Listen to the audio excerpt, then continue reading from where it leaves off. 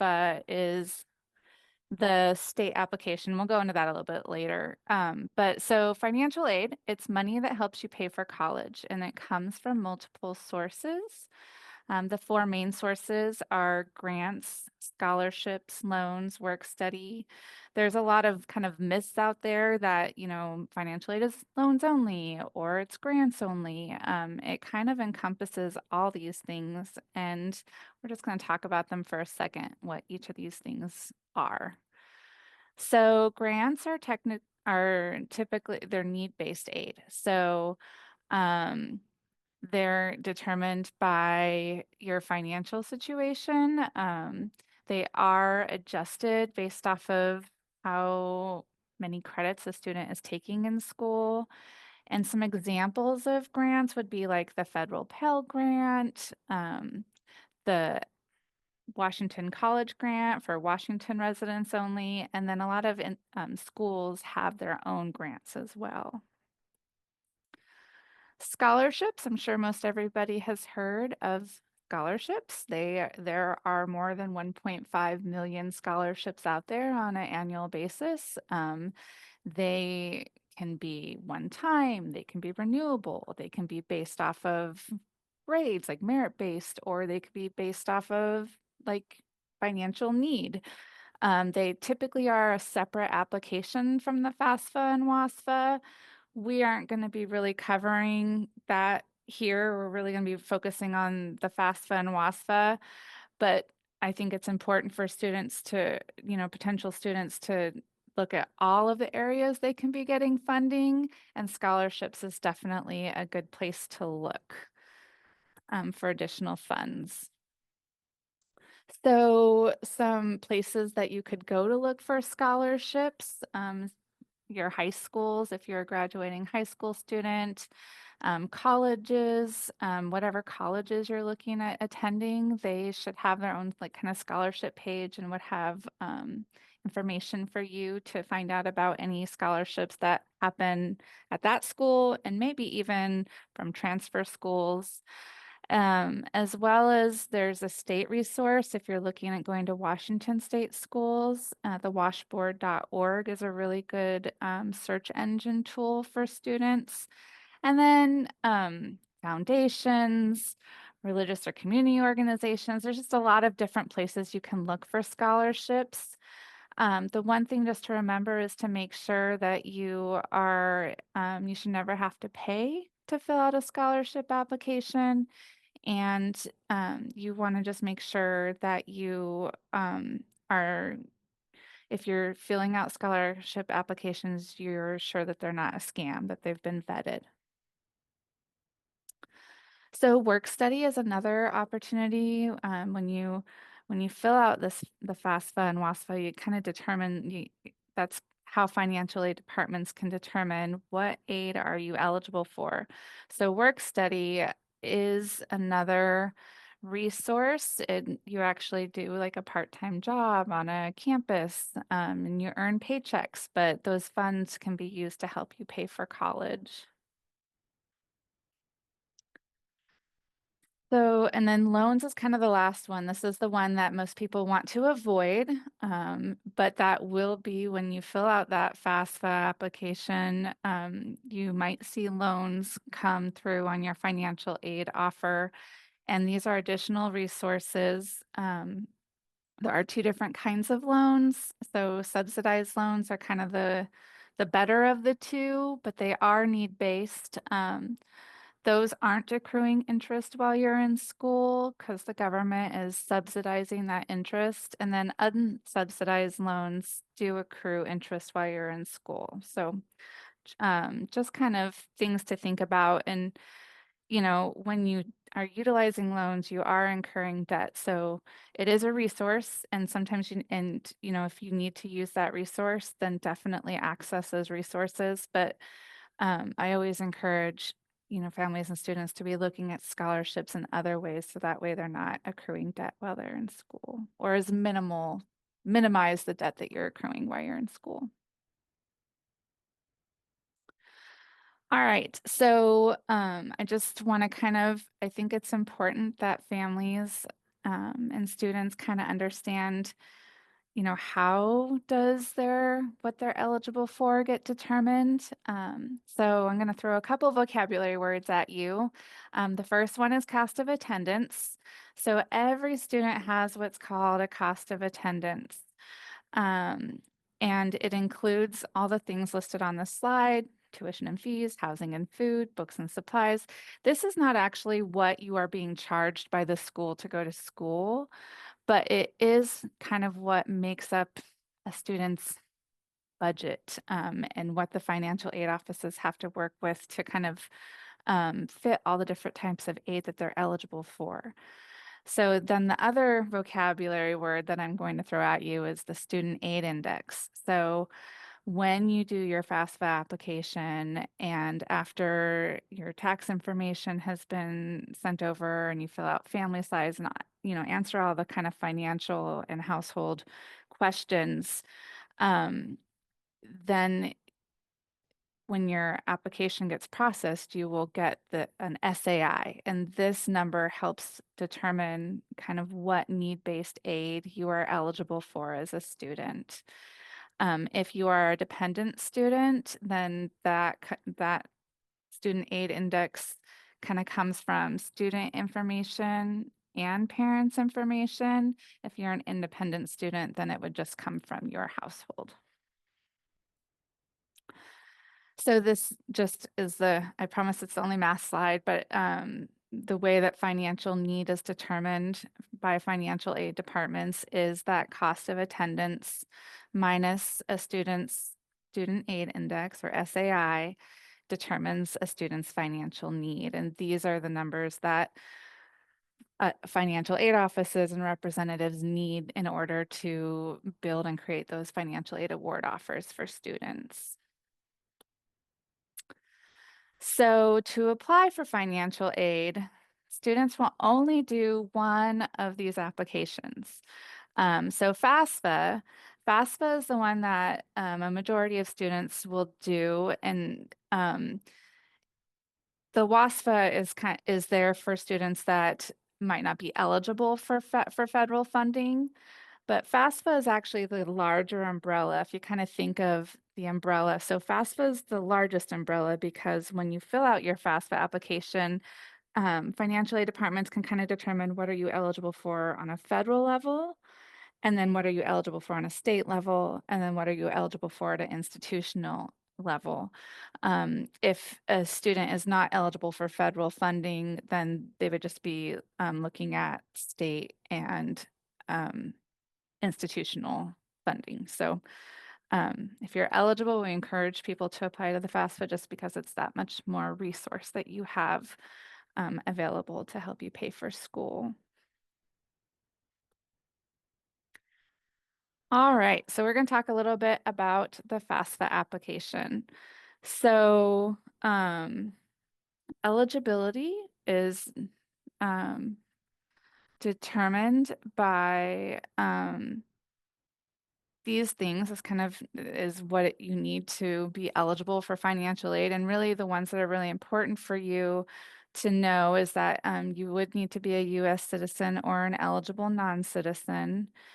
And you do have to have completed high school or have like a high school completion equivalency. So sometimes people maybe came from have got a degree in a different country. It would need to be kind of equivalent of high school completion in order for you to be eligible for federal funding. So there is a link on here, and at the end I have some sources that are thrown out, but if you have more questions about eligibility, there can be a lot of kind of nuances in that. This link is a really good one to help you kind of figure out what, I'm not sure if I am eligible, so that's a good place to go. So the next thing, so just before we get too far into the nitty-gritty, I do want to talk about the Future Act direct data exchange. So this is something that came from FASFA simplification and some of the changes that they made last year. And this allows for individuals' tax information to be directly transferred from the IRS to the FASFA. One of the new requirements for federal aid is that the student and all contributors, so all the people who are required, if it's a dependent student, to help with their application, do have to consent to have this transfer, this tax information transferred over. If a student or family is not wanting to do that, then they would not be eligible for federal financial aid. It does allow, it does make the income sections of the FAFSA much simpler than they used to be, and eliminates most of that kind of manual tax information entry. So that can be nice. So FAFSA application. So it's available in 11 languages. It can be filled out anytime from when the aid year opens to when it closes. So, a lot of four-year institutions, you're gonna, everybody has kind of different priority processing dates. So they would be, um, you might need to get it in a little sooner based off of your school that you're applying for's priority processing dates, but the actual application is open for most of the year. So Clark is a quarter-based school, so we are, people might be applying for aid late in the year if they're like starting a spring term. They'll be applying for aid in January, February, March for that same aid year. Um, there, the application for the 25-26 aid year is open and available, but so is the 24-25 aid year application right now. So it's really important if you're a student that you're kind of making sure that you're applying for the right aid year depending on when you want to start school. And if you're not sure what aid year that should be, definitely reach out to the financial aid department of whatever institution that it is that you are looking to attend. A couple things just to kind of remember. So the other thing with this new application that happened is the application expires after 45 days of inactivity. So if a student goes in and does their portion and submits their portion, and they invited a contributor to, put in their information, and nobody does anything for 45 days, the application will expire, and then everybody has to start over again. So just kind of remember that you gotta get in there, and kind of everybody has to do their pieces within a certain time frame, or else everybody has to start over. You can add up to 20 schools at a time. One thing that I want to make sure everybody knows and understands, so everybody that's going to do this application, so the student and the contributors, everybody will need an FSA ID. So they'll need a studentaid.gov account. You will not be able to fully sign and submit and do your application the same day that you create your FSA ID account. So it's important that you are going in and you're doing those pieces beforehand. They can take, it's 1 to 3 days that it typically takes. So I would encourage everybody, if you know that if you want to be doing the FAFSA now, go in, get everybody's FSA IDs created, and then wait a few days until after everything's been verified, and then you won't run into any hiccups when you're trying to finish your application and sign and submit.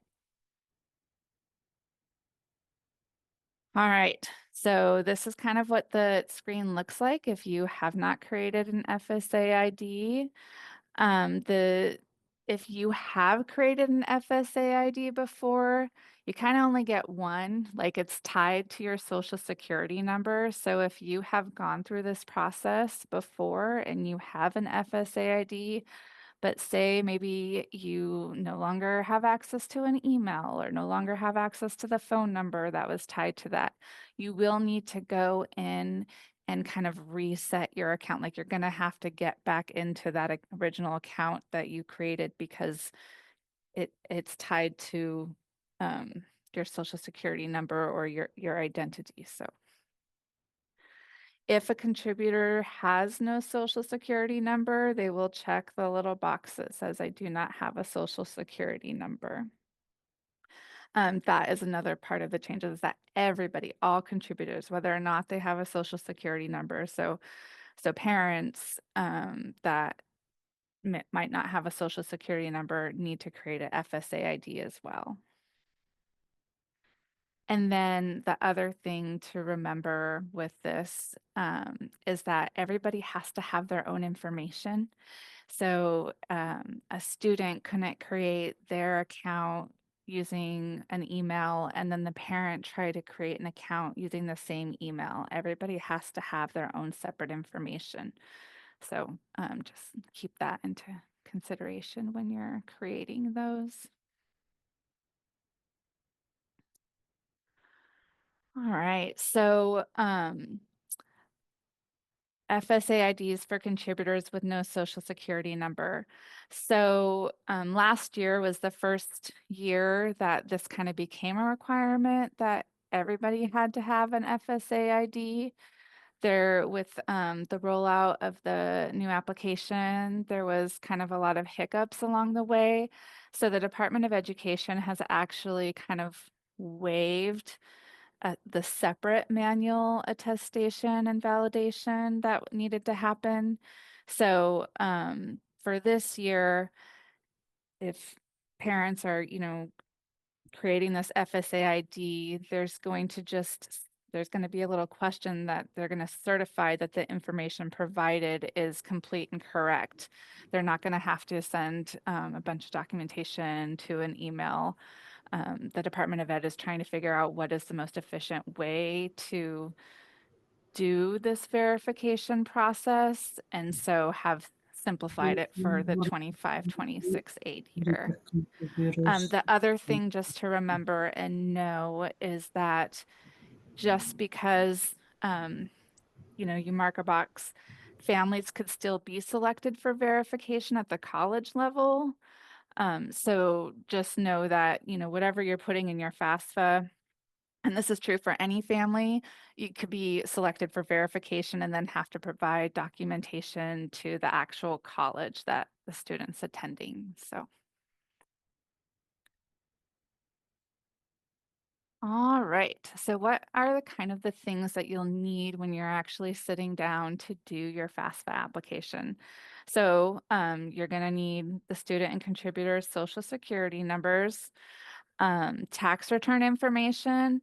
There is, that data transfer tool, but it still can be helpful sometimes because especially like for parents' assets, they ask some extra questions. So just to have your tax documents by you could be helpful. You also need like records of child support received. That's something that has to be put into the application under income information. And then kind of what's your current balance of your cash savings and checking accounts. It asks that question from everybody. And then it, of course, a net worth of any investment businesses and farms. So be prepared with that information. And the nice thing is once you start the application, you can save it. So maybe you don't have, you're missing a piece and you need to come back to it later. You can save it, but just remember you want to come back in, in a timely manner. So that way you don't have to start all over. So this is the FAFSA landing page. This is when you come in and you have your FSA ID, so everybody is all set up and ready to go. You're ready to start filling out the application. This is the first page. And this screenshot, you can see that there are 2 aid years here. So you can see this, the first and foremost is the new aid year that's coming, and that's the 25-26 aid year. So that one starts July of 2025 and goes through June of 2026. But we still have the 2024-2025 aid year application open because we haven't completed that year yet. That aid year goes through June of 2025. So just make sure when you're doing your application that you, depending on what your plans are and when you're wanting to start, you are picking the appropriate application, because if you do one, it won't transfer for the other. And right now we're at a time, at Clark, because we're on a quarter basis, we do see students that went in and they did the 25-26 application and wanted to start for winter term, but didn't realize that they needed to do the 24-25 application. So, and if you ever have any questions about that, definitely reach out to the financial aid office at whatever school you're attending. All right, so we talked about that Future Act direct data exchange that is now required. This is kind of after you've gone through that landing screen. There's going to be a couple videos that you can choose to watch. The next part is they're going to ask you these questions, and they're just going to kind of provide you this information, and then you need to agree or consent to have that information transferred. If you decline, then just know that you would not be eligible, or if you're a parent of a student, they would not be eligible for federal financial aid. And the 25-26 aid year application is going to be using 2023 tax information. And the 24-25 application, so the one we're in right now, is using 2022 tax information.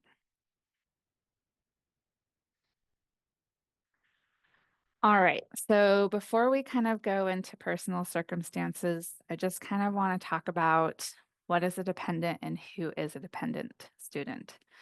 So for financial aid purposes, a student is considered a dependent, and if they are under the age of 24 at the beginning of the 25-26 aid year. And that's important because a lot of people are like, well, wait a second, I'm 22 and I don't live at home with my parents and I have my own job and I pay my own taxes. Unfortunately, that is not what determines if you are a dependent student for the Department of Education and for financial aid guidelines. What you would be considered an independent student is if you are over the age of 24, if you are married, if you have dependents of your own that you provide more than 50% of support for, if you're military or veteran, and then some kind of special circumstances are like foster care, orphan, ward of the court, or emancipated minor, and what's called unaccompanied homeless youth, or have an unusual circumstance. And we're going to talk about what those mean in just a couple screens. All right, so you've consented to the IRS screen. So now the next portion is your student personal circumstances. And these questions are really designed to help kind of determine, is a student a dependent or not, independent or a dependent? So it'll ask you, your marital status, what are your college or career plans?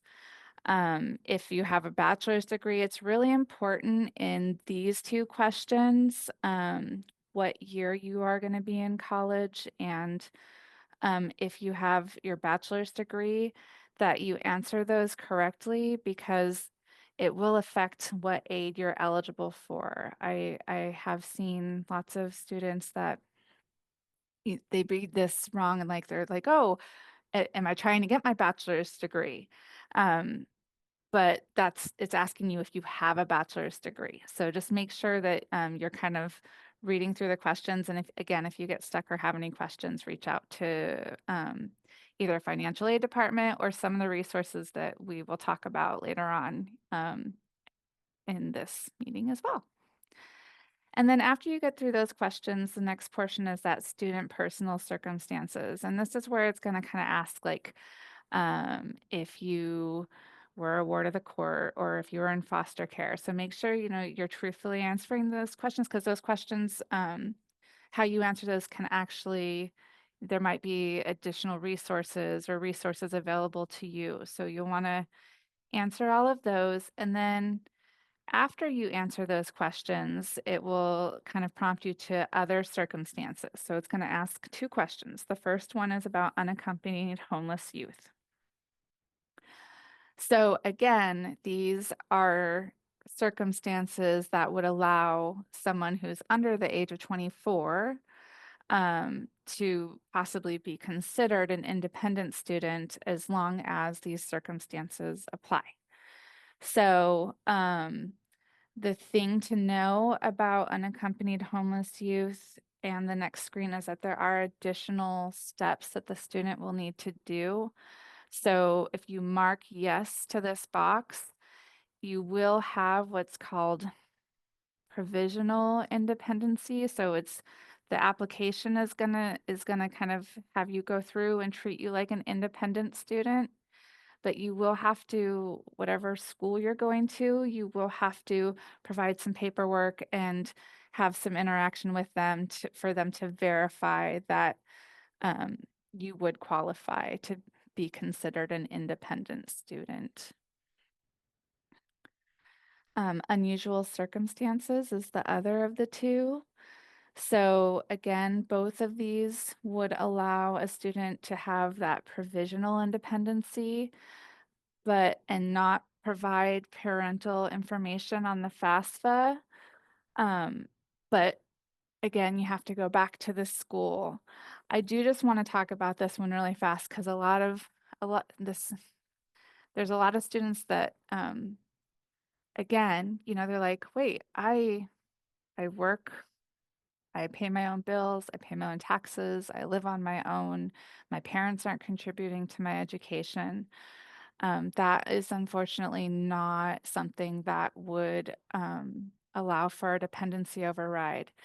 Some of the situations that could be considered are like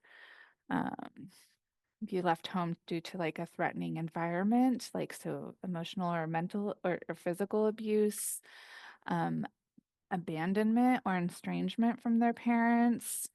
Some students that have refugee or asylee status and their parents, are in a different country, that might qualify them.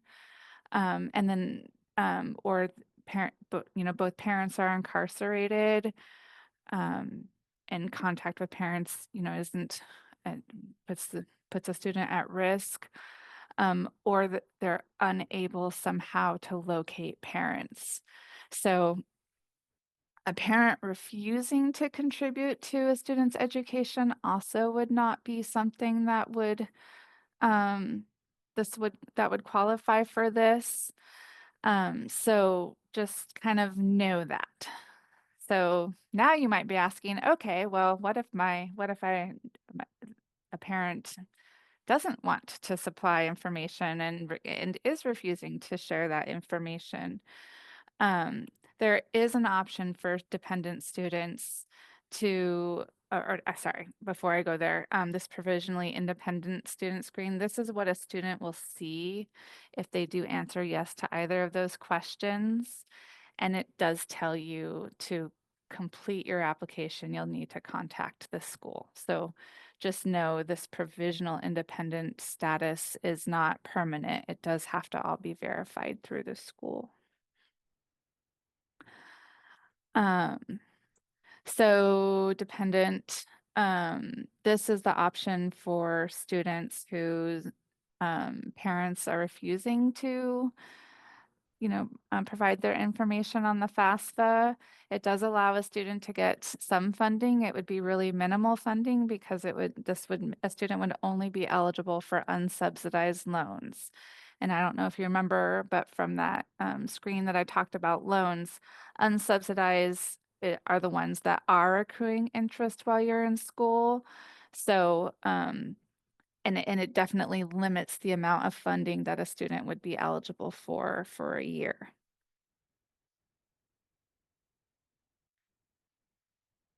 So who are contributors?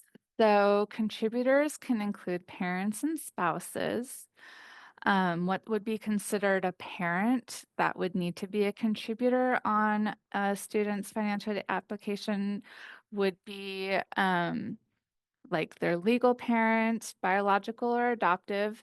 So a step parent would not be considered a parent unless they have legally adopted you. Otherwise, they would be considered your parent's spouse. So wouldn't need to sign, like, wouldn't be a contributor required on your financial aid application because if that adoption hadn't happened.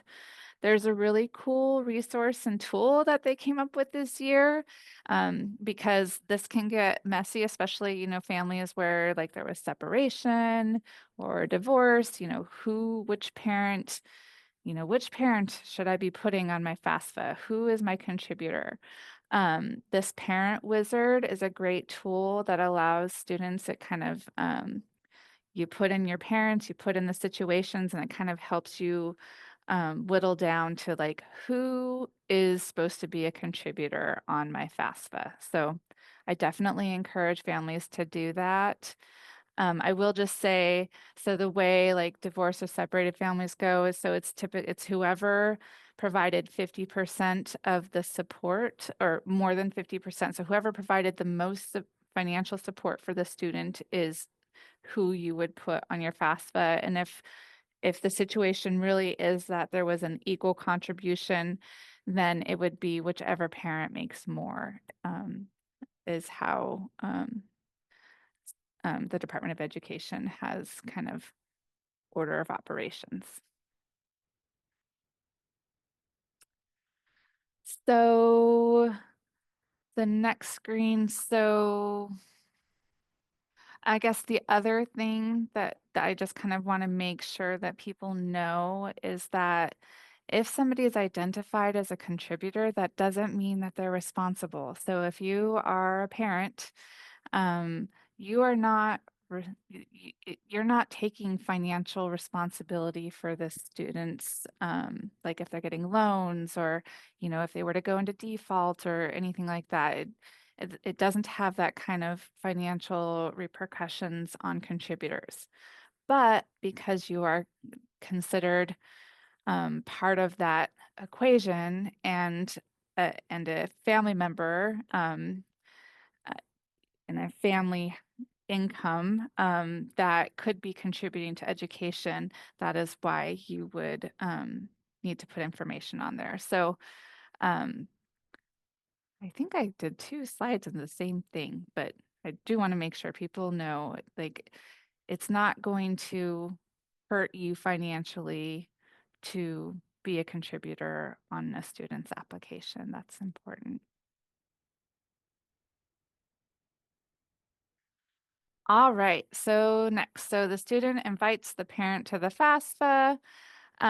It's really important. So this is kind of a tricky one. So the student's going to need 4 things to be able to invite a parent to the FAFSA. They're going to need a parent's name, a parent's date of birth, the parent's social security number if they have one, and a parent's email. So this is one of those things. So if your student's coming to you and saying, "Oh, I need your social security number to do my FAFSA," it's a thing, and they really do need it. And actually, this is towards the beginning of the application, so students will not be able to move forward in the application without that information. So to help your student be successful in submitting this application, just they will need access to all this information. And this is kind of a screenshot of what that invite looks like and all the information they need to put into there. The next session is the student demographics. It includes race and ethnicity. It is important for families to know that financial departments do not have access to that information. That demographic information is the Department of Ed's information. And then you also would put in citizenship status, parent education status, and high school completion status and high school information. And that again is kind of those questions help determine is a student eligible for financial aid. All right, so you've gotten through that section. The next section is the student financial information. So that wonderful, that IRS data retrieval, that transfer of information, it should have it leaves a minimal amount of questions here because all of that tax information transferred over. So this is where students would put in their cash savings, checking accounts, net worth, um, of real estate and businesses and investment farms. The next section is the college selection. Like I said, a student can have up to 20 schools listed at a time. Throughout the year, they can come and remove schools and add new schools as there might be kind of figuring out exactly where they want to go, or if they're trying to figure out, what program they're trying to get accepted into. So um, it's editable, so it's not set in stone. The other part of that is that a college will not have access to a student's information unless they're listed on here. So if a student is wanting to attend a school, they will need to, and wanting financial aid from a college, they will need to have that college listed, or else they won't have access to that. The next section is the signature. So a student will review and edit sections. The dependent students will be able to see their parents' invites. The FASFA is not complete and won't be processed until not only the student section is signed and submitted, but all the contributors sections are done as well. So just know that, like, a student can sign and submit their section, but if they're waiting for contributors, it is actually not finished until everybody that needs to be part of it does their part. Right, and then a student, after they've submitted it, it'll say, yay, your section is complete. And then it will allow the student to see any parent contributors, the email invites that they sent out. It'll let them to kind of see what's out there that they've been sent and who they've been sent to. The parent, so this is kind of the other end. So a student has invited a parent. This is kind of what it looks like on the parent side, that they've been invited to be a part of this application. And again, parents will need to have an FSA ID, and they'll want to do that beforehand, or else that data transfer from the IRS won't be able to happen. So parent information, it's going to have a lot of kind of the same sections. So we'll ask for identity, contact information, consent for FTI transfer, marital status, state of residence, and then the financial information, their tax filing status, family size and number in college. And then the tax return information should be pretty minimal. But if a parent has international taxes, so say they were in 2020, we're gonna go with 25, 26 aid year, right? So that's starts in the summer. So if that aid year goes off of the 2023 taxes, so if a family pay taxes internationally, there would be some manual data entry that would need to happen for that. Once a parent section is complete, they'll get a message like this saying, yay, review your information, sign and submit it, and then say, yay, you've done your part. And then the student will actually then get an email saying, your contributor's done your part.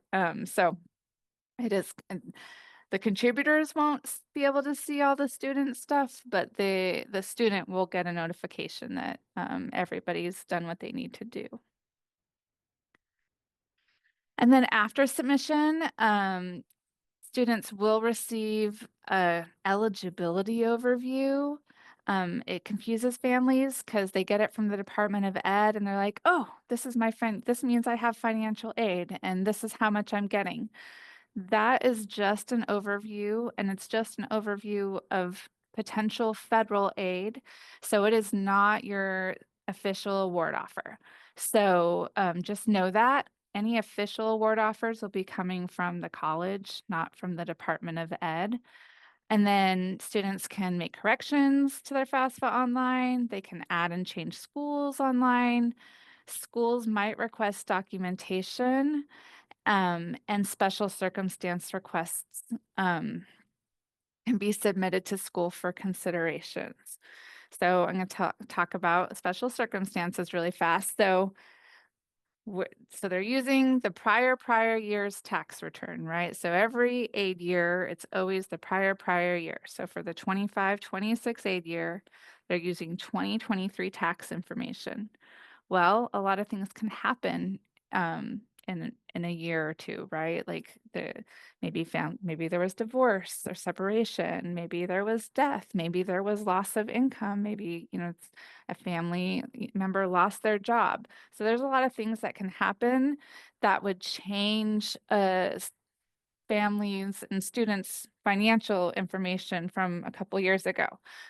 So once a student has received a financial aid award offer from an institution, so they've got their financial aid award offer, they're going to go to school, but their financial situation has changed, significantly, then they can go to the college and say, "Hey, I'd like to do a special circumstance and have you look at my current, what's happening right now financially, because what's happening right now could look very different than what was happening a couple years ago." But again, that happens at the college level and not at you're not going to do that through studentaid.gov. You would do that through the college. So we're going to talk just a bit about the WASFA application.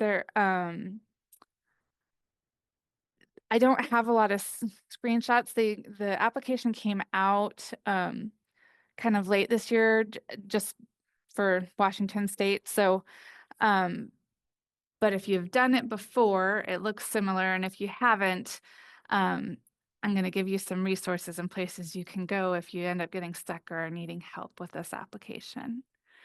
So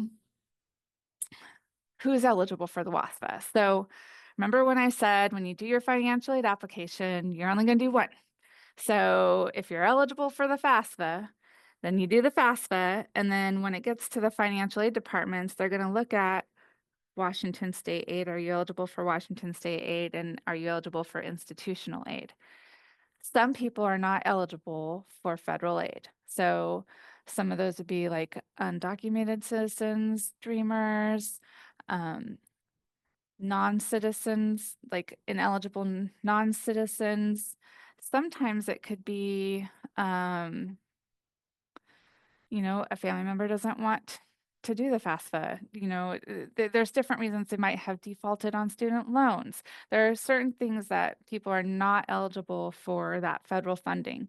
So the WASFA is available as a resource. Washington actually has one of the most robust state aid programs. There's a lot of wonderful resources that come from Washington State.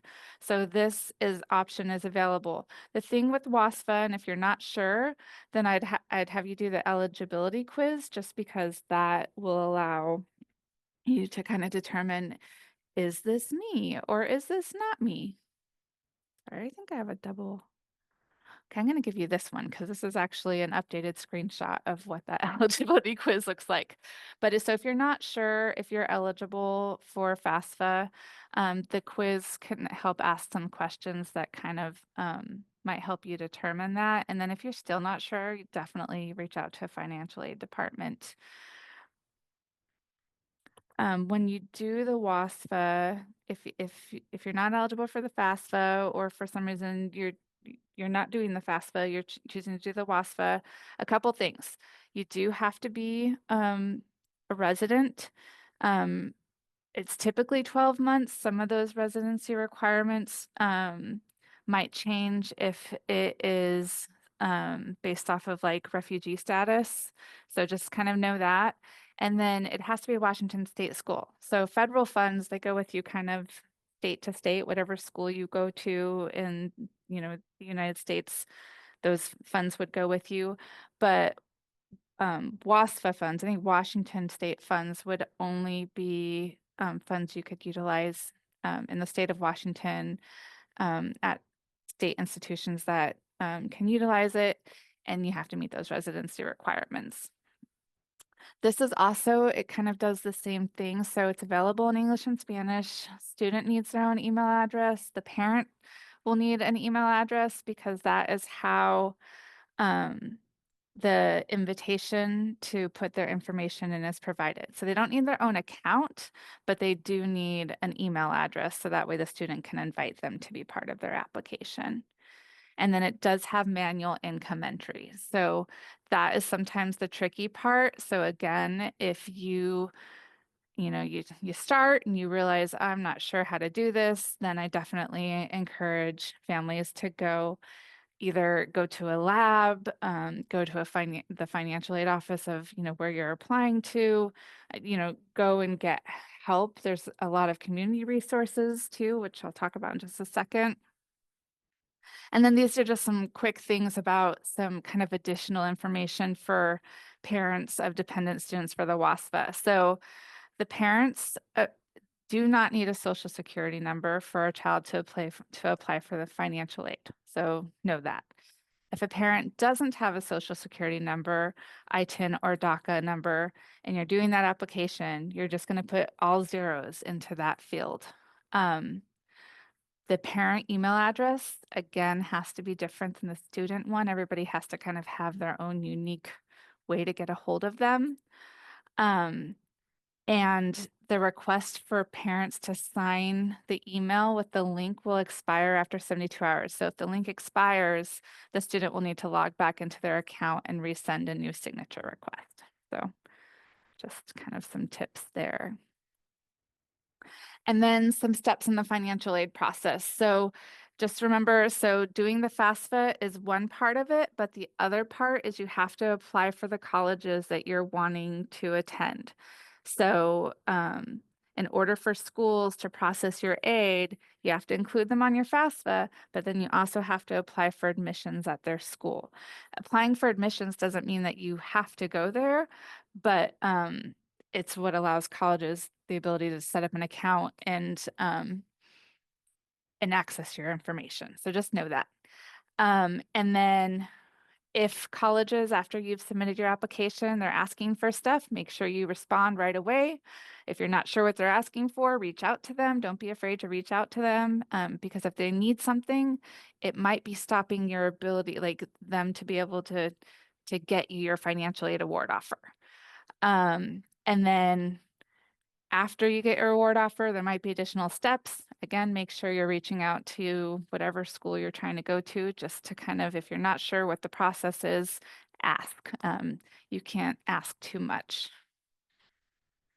And then some tips to be prepared.